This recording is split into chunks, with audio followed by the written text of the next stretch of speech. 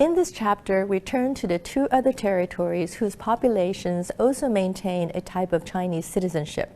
Taiwan and Hong Kong, both islands off the coast of Southeast China, experience different historical trajectories from mainland China. Because of their geographic location, each offers distinctive strategic advantages for the United States and, as a result, harbor different opinions of the U.S. Taiwan became officially a Chinese province in the Qing dynasty, but was ceded to Japan when China lost the First Sino-Japanese War in 1895. It was returned to China after Japan's defeat in the Second Sino-Japanese War in 1945.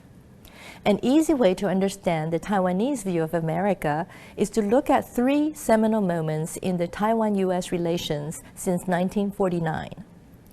The first moment occurred when Chiang Kai-shek established the Republic of China on Taiwan in 1949.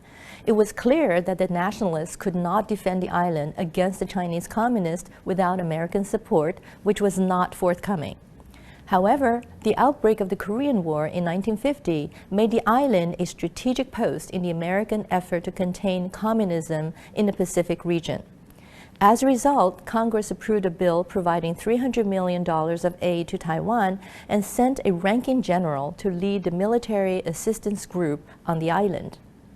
In the following decade, Chiang Kai-shek imposed martial law, but also carried out a successful land reform program and achieved a period of great economic growth for Taiwan.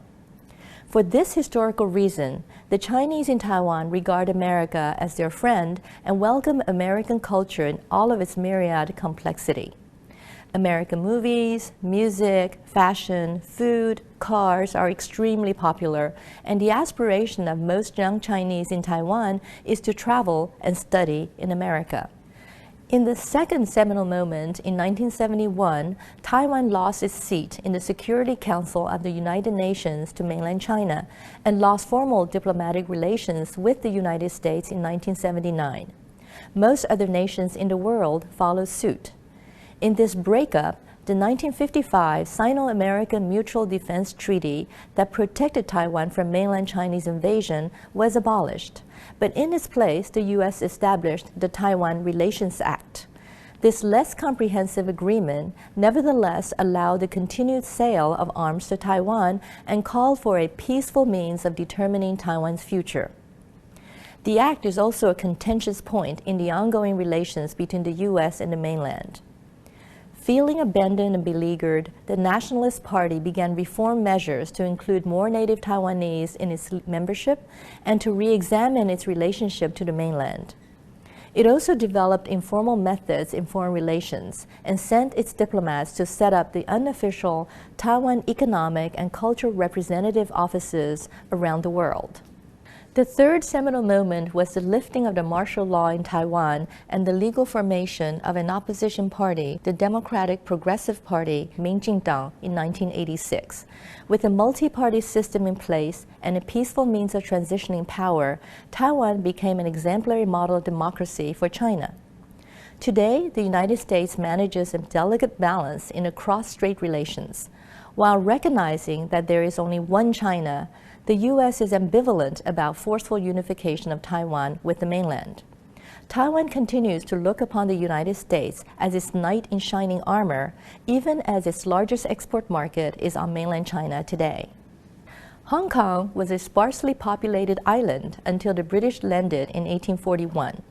In the next year, the Qing ceded the island to Britain following its loss in the Opium War.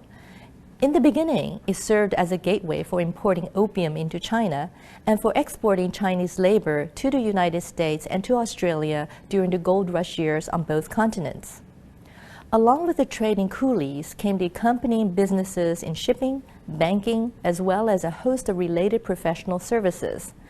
The overseas Chinese remitted their savings home via the Hong Kong banks, and a network of financial services was developed from the Americas to Southeast Asia, with Hong Kong as the hub. The first seminal moment in the relations between Hong Kong and the United States would be the trade embargo that was imposed by Washington in 1950 on China, Korea, and North Vietnam under the Trading with the Enemy Act. Hong Kong's economy nearly collapsed. However, Hong Kong's geographic location made it a receptacle for entrepreneurs and their capital fleeing the mainland. And together with the pre-1949 development of the banking and other professional sectors, the island was able to establish a viable textile industry in the late 1950s. By the 1960s, Hong Kong developed profitable clothing, electronics, plastics, and other labor-intensive export industries. The United States ultimately became one of the largest importers of Hong Kong garments. The U.S. also saw Hong Kong as a base for espionage against China and for military support during both the Korean and the Vietnam Wars.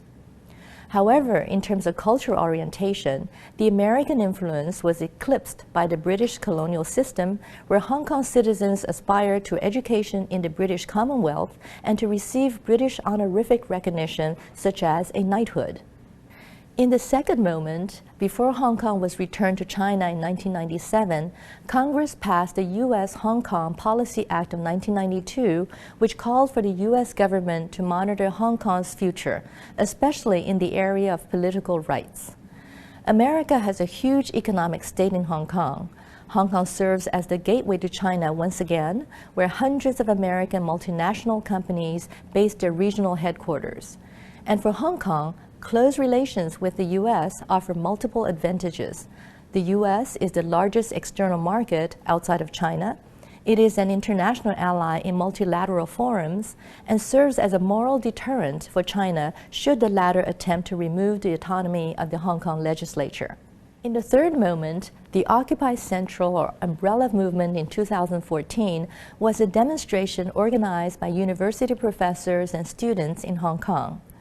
From September to December, they protested Beijing's plan to offer only a few selected candidates for election to the Legislative Council, reneging on an earlier promise of a more democratic process.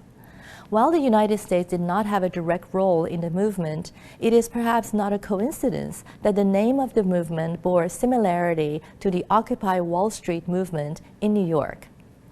There were at times close to 100,000 demonstrators per day, and the police used tear gas and arrested many students. In the end, the Chinese government did not relent on its policy, and the students mostly returned to school. World opinion, except for Russia, supported the demonstrators, although the business sector in Hong Kong deplored the loss of trade for the 70 days. We see in this chapter two views of America. The people in Taiwan are grateful for America's steadfast support, and the Hong Kong residents increasingly regard America as not only an economic partner, but also one in its quest for human rights. In our next and last chapter, we will hear directly from the people on the mainland and Taiwan.